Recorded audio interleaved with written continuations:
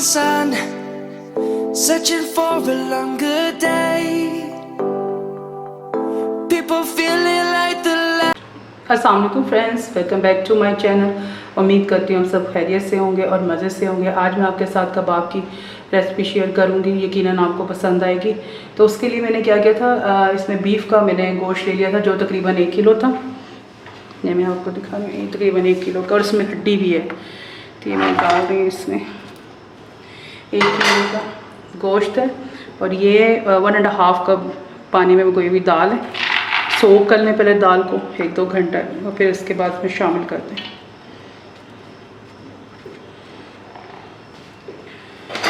इसके बाद मैंने 2 खाने के चम्मच भर के लहसुन अदरक का पेस्ट लिया था, इस तरह हीप। तो ये 2 खाने के चम्मच मैं इसमें लहसुन अदरक का पेस्ट शामिल कर रही हूँ।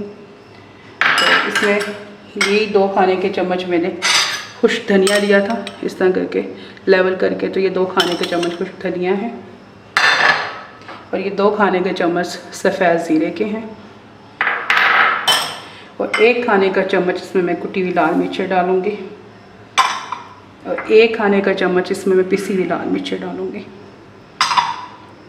और 1 ही खाने का चम्मच इसमें नमक है।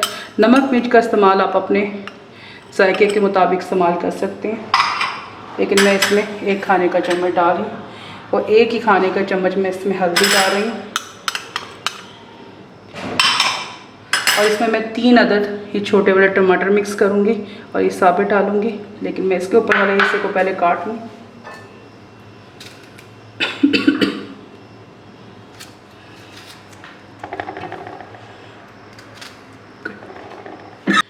इसमें अब ये 2 मीडियम साइज़ के मैं प्याज डालूँगी।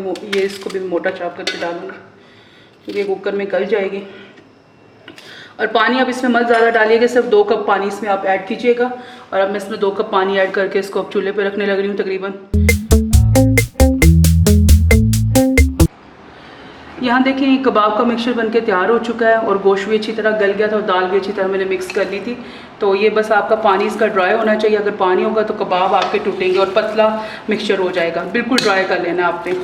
तो यहाँ पे मैंने चॉपर में एक बैच निकाल लिया था, कबाब का मिक्सचर मैंने तैयार कर लिया। ये देखें बिल्कुल, ये देखें हार्ड बिल्कुल तैयार हुआ है क्योंकि इसमें पानी मैंने बिल्कुल खुश्क कर लिया था।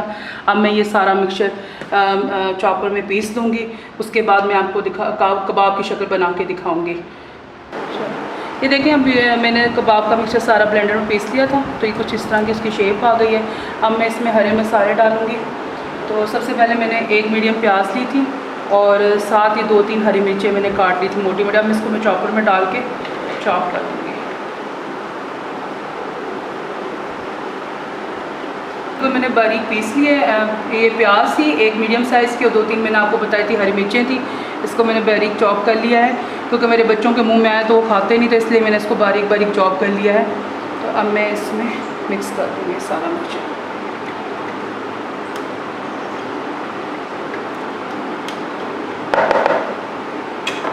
ये मैंने धनिया 2-3 खाने के चम्मच धनिया और इसमें मैं 1 चाय का चम्मच चाट मसाले का डालूँगी और 1 ही चाय का चम्मच मैं इसमें गरम मसाला डालूँगी। अब मैं इसको मिक्स करके कबाब की शक्ल दे दूँगी।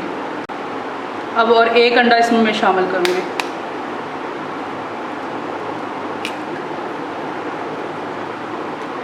अब मैं इसको कबाब की शक्ल दे दूँगी। ये देखिए मैं कबाब की शक्ल दे रही हूँ। तो मैंने पहले इसको राउंड किया, फिर दोनों हाथों से मैं इसको ऐसे से करूँगी और फिर इसको ऐसे। इससे आपकी कबाब की परफेक्ट शक्ल आती है। तो ये मैंने सारे कबाब बना के रख लिए। तकरीबन 1 किलो कबाब में आपके 40 या 45 कबाब बन जाते हैं आराम से। तो ये मैं सारे कबाबों को शक्ल दे रही हूँ। तो अभी मैं आपको फ्राई करके दिखाती हूँ थोड़ी देर में।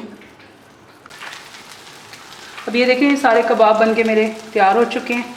तो ये मैंने देखें कितना प्यारा कलर, बगैर मैंने इसको अंडे के कोट किए, बगैर फ्राई किया है। क्योंकि आप अंडे के साथ कोट करें तो उसकी शक्ल अजीब सी हो जाती है कबाब की, वो मुझे पसंद नहीं है।